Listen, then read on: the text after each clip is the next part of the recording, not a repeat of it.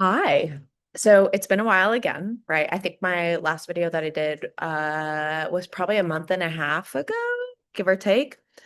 And full transparency, as I said, as things progress, I would probably be making less and less of the videos just because life is getting busier and one, nothing's really changing postpartum. Um, so I'm hoping to make two videos in the next 10 minutes with the baby and a lever going in and out. So this video is going to just be kind of some updates, and then the next video is going to be about like pregnancy relation to perimenopause. And that was a request by a client and another person that I had posted on Instagram, saying what kind of videos you want to see. And I'm very sorry for getting those to so late. Um, Anyways, professionally and personally, some things have changed, obviously. So if you've been keeping up with my videos, you'll notice there's no like infographics or flashy stuff going on, and I've just like uploaded this to YouTube. And that's because things have changed. I'm no longer working with the Mindset and Matter program. I have always taken clients on my own, and just with timing and structure and whatnot, I've decided to fully go back into my own business and just continue to take clients on my own terms and conditions. And that's been really great. It's been really freeing. It's been really kind of a weight off my shoulders. I'm no longer part of the podcast. It's just something that you, was no longer working for the parties involved. And so at this point, just seeing clients virtually, I'm still not back to in person. And it's one of those things that's been weighing on me because I truly enjoy that so much. But it's the timing and the structure and the support I would need right now is I don't have it. Or I guess I should say what I'm willing to compromise, I'm not willing to compromise to make that work right now. And honestly, I love training out of my gym in the garage, but it's about to be super hot in Arizona. So, for those who are maybe watching internationally or throughout the United States, where I live, it gets about 115 plus degrees during the summer. And my clients are super troopers. I had like a big like cooling fan thing, and so I mean, it did cool it off, but it's still really warm. And for them, 50 minutes in the garage is super easy or relatively so. But for me, you got to think if I'm seeing 5 to 6 people a day in that kind of heat, even though I have a cooler, it's still really warm. And and so right now I could offer afternoons, but then that's when I hang out with my baby. Um, so right now, in person's on pause, virtual, I am still available for that too.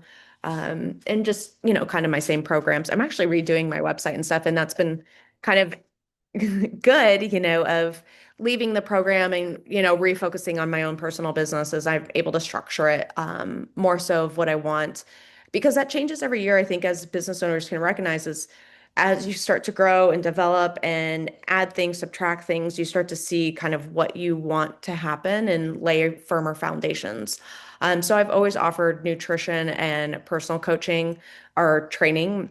But what I found is when I just did that with clients, we were missing a huge gap and like we weren't working on the mindset pieces. So I would prescribe programming, for example, and then they weren't doing it. And then you starting to get into the why they're not doing it. And so you're realizing, okay, this person needs a higher level of support. Well, just giving you guys the exercise or saying do this with nutrition. Let me get her real quick. Hang on. The benefit of relying on a significant other when you have a baby. Here you go. So anyways, like, you realize clients think they're where they are, but then, there's whole this kind of like the iceberg, right? You only see the tip of the iceberg, but underneath the iceberg, there's a whole kind of block of ice there that you're not addressing or trying to steer the ship away from. So yeah, I ended up having different tiers of programming and I fully believe in transparency. I think, you should have pricing on your website. You should have like what you get. You should have the clarity with the client. If a client relationship, I now something I've learned after interactions, if a client relationship isn't working, like have that discussion being like, I just don't think I'm the best person for you. Um, so professionally, I'm kind of revamping. I'm not going to do like new logos or anything like that, but I'm going to update the website and just kind of get my new structure on there. And then just keep doing what I do. I'm very fortunate to have a great referral network here, and that I've got great providers that I can refer clients to and get their support, and then kind of create like this comprehensive teamwork that I've always had with my in-person, my virtual clients. So that's been great. I'm still going to my audiology job and doing that. So that allows for more flexibility. But again, there's, the pros and cons of having that job of the security and the safety, because for those who don't know, personal training is a very fluctuating business. It fluctuates based on the times with the economy, security, people's finances, and those things. Not all things are created equal in that stance. So, it's great because I get to design what I want and I don't feel I'm I don't know, like desperate, and this is coming out so wrong, but it's honestly the truth. I don't feel like I'm so desperate. And I can say like to someone if I have a consult call with them, like, I just don't think I'm a good fit for you. Whereas some trainers, they feel like everybody needs to be a fit for them and they take on people who are outside of their jurisdiction per se. And sometimes that's great because the trainer can learn from that, but sometimes it's negative for the client and their interaction. They're not getting the results that they could get for someone that may be a better fit. Um, so anyways, that's what's going on there. If you have questions or concerns, just ask me. The other part of this is I've taken a step back from like social media because what I was realizing and what I've always known, but you kind of ignore it, is that's not how I have gotten people. I have inquiries certainly from social media and I post on there and I use it as kind of a platform for this is my message. But it's not, most of my people have and do come from providers and referrals. So I got on TikTok for like 2 weeks and then I was like, I don't need to do this. And honestly, it just took a lot of time away from like my family and trying to keep up in that sense. And being distracted by social media. It's very interesting, because once you start to realize, like, everybody knows social media has an influence, right? But we still look at it. We still judge our bodies based on what other people are doing. We're still following like these random influencers for how to get your postpartum body back, or this is what you should be doing during pregnancy and whatnot.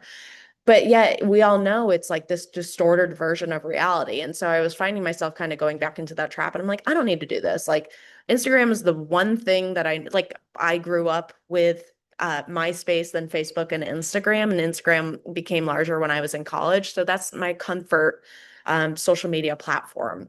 I don't feel like I need to try for TikTok or anything like that. And honestly, my goal isn't to become like this viral influencer. My goal is to give people the results they're looking for in a sustainable way that gives them a realistic outcome and makes them feel better in their body. So that doesn't translate well on social media. I don't need it to translate well on social media. So I've taken a step back with that as well. As far as so I talked about professionally, personally, nutrition wise, I'm still at this like 2,900 calories per day. My body comp is definitely changing. I've lost weight, which didn't, that wasn't the goal, but it's happening. And even in my progress pictures, if you go on my Instagram, ironic enough, you'll see some progress pictures on there of my composition changing. So I'm really proud of that because it's really hard, and I even got to like my 6 month mark with breastfeeding and I was like, okay, like 6 months. So you're supposed to make it to a recommendation is for a year. Okay, so now I'm like kind of at the end of the tunnel. So when can I like start counting my milk so I can stop at this X amount of time and then I can start going into a fat loss phase? And so it just added more like weight to my mental load. And what I ended up doing was saying, just get to 9 months and then we can recross that bridge. I don't need to be trying to plan a fat loss phase that may or may not happen in 6 months. Um, it's one of those things of that I would coach a client on of like, okay, are you trying to breastfeed for a year? Yes. Okay, so then why are we talking about a fat loss phase right now? We don't need to.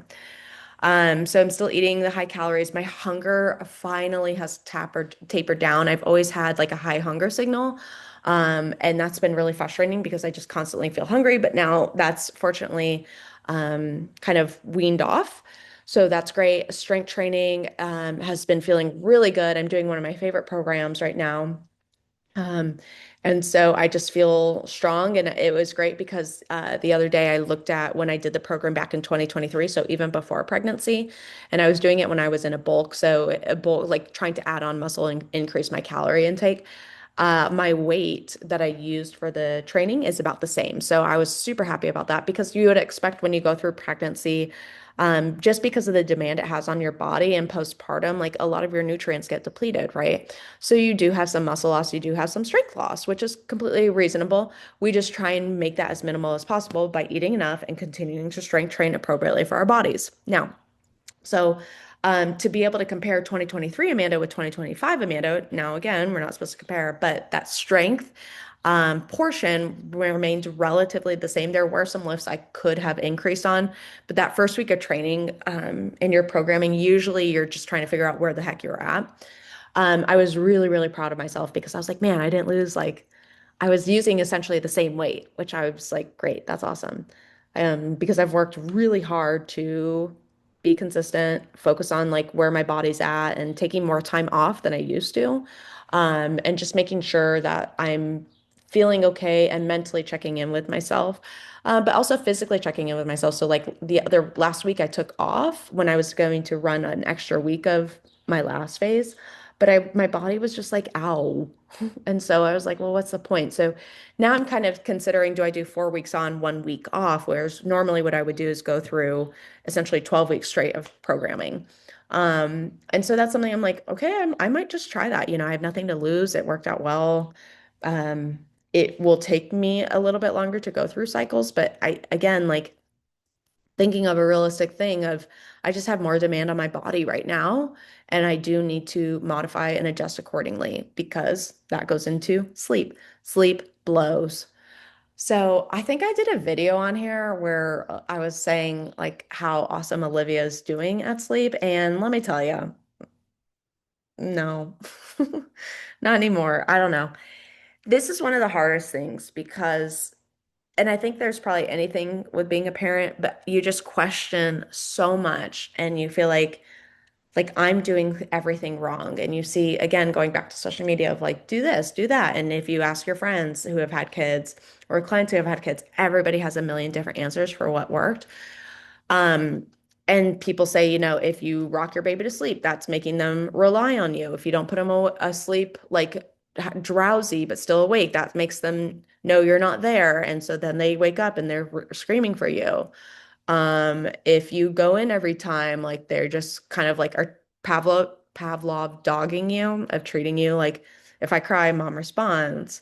If you feed them for bed, then they're going to rely on feeding for milk. If you don't like it's just a lot. So, I'm being very conscientious of not reaching out to a lot of people about the sleep struggles because one of the things that comes up is, okay, are you sleep, like you should sleep train, you should sleep train.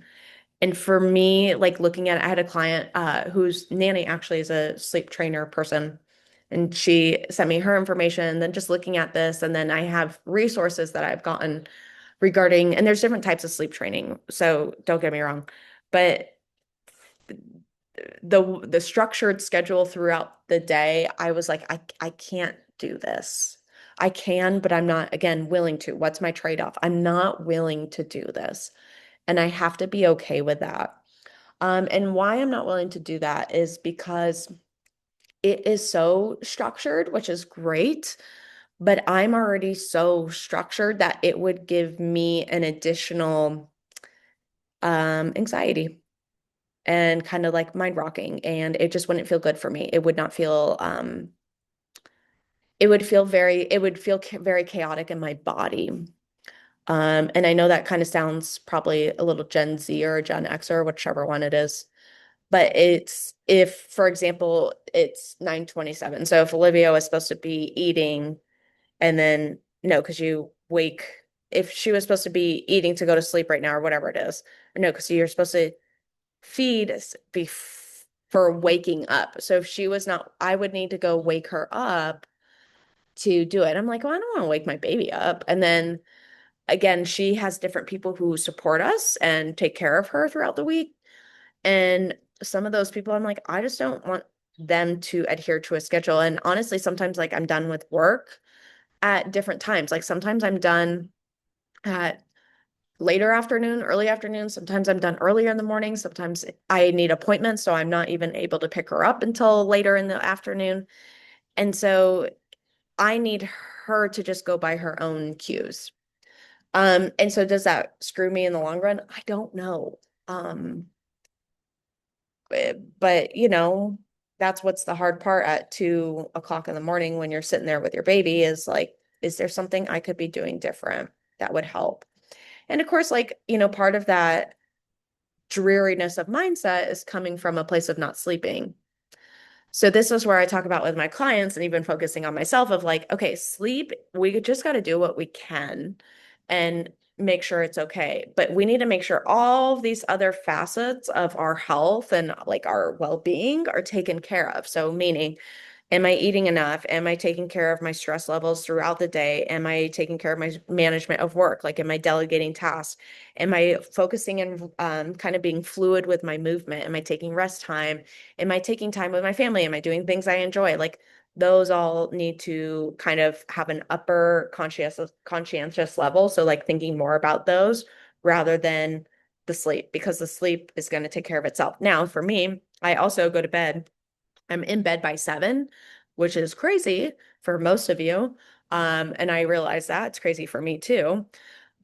But I go to bed by 7, and I usually wake up between 4 and 5. And so I figure that just gives me more opportunity to get more sleep. So my sleep honestly averages 6.5 to 8 hours per night, depending on that thing, the baby.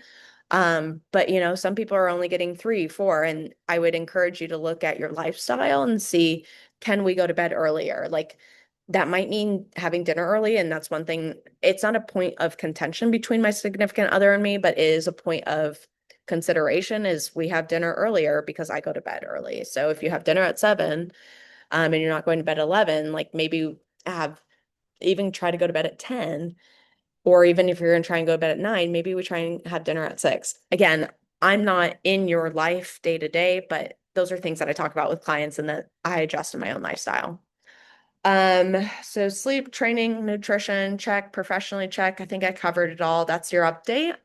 Um, and so if you found this video helpful, be sure to share it with somebody that you find would benefit from this. If you have questions on programming and coaching, just let me know. There are links throughout YouTube for you to contact me. And we'll see you on the next video.